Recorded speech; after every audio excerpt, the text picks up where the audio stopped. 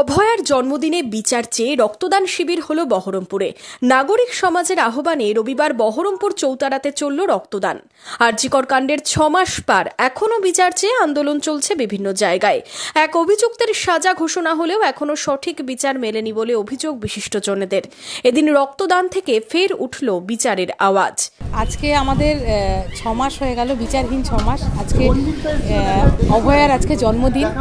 সে আজকে তার বাবা মার সাথে তার বাড়িতে সেই জন্মদিন পালন করতে পারতো, কিন্তু আজকে আমাদের মধ্যে নেই। আমরা বিচারহীন 6 মাসের মাথায় দাঁড়িয়ে আজকে আমরা অভয়ার স্মরণেই রয়েছি। মনে রাখতে হবে ওর চোখ দিয়ে কিন্তু রক্ত পড়েছিল, তাই সেই রক্তের ঋণ আমরা একটু শোধ করার চেষ্টা করছি রক্তের বিন্দু দিয়ে।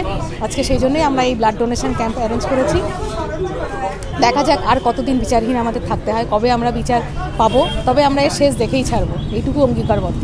রক্তদান শিবিরে চিকিৎসক, স্বাস্থ্যকর্মী, সাংস্কৃতিক কর্মীদের পাশাপাশি সমাজের বিভিন্ন স্তরের মানুষও রক্তদান করলেন। আজকে অভয়ার জন্মদিন, তো আমরা জানি আজ প্রায় 6 মাস অতিক্রান্ত। অভয়া এখনো সেইভাবে বলতে পারি না যে সঠিক বিচার পেয়েছে। তো আমাদের সেই আন্দোলন একটা ইয়ের মধ্যে আমরা রাস্তায় এখনো আছি, যে বিচারের আশায় যে কোনো না কোনো দিন নিশ্চয়ই আমরা সঠিক বিচারে পাবো। তো আজ সেই অভয়ের জন্মদিন। অভয়া ফুল খুব ভালোবাসতো। অভয় নিজে একজন চিকিৎসক ছিলেন, তো সেই জন্য তার স্মৃতির উদ্দেশ্যে এবং আমরা যে এই আন্দোলনের মধ্যে এখনো রয়েছি বিচারের দাবি নিয়েই আমরা একটা যাতে মানুষের কাজে লাগে এমন একটা দানের মাধ্যমে, রক্তদানের মাধ্যমে আমরা দিনটাকে উদযাপন করার চেষ্টা করছি।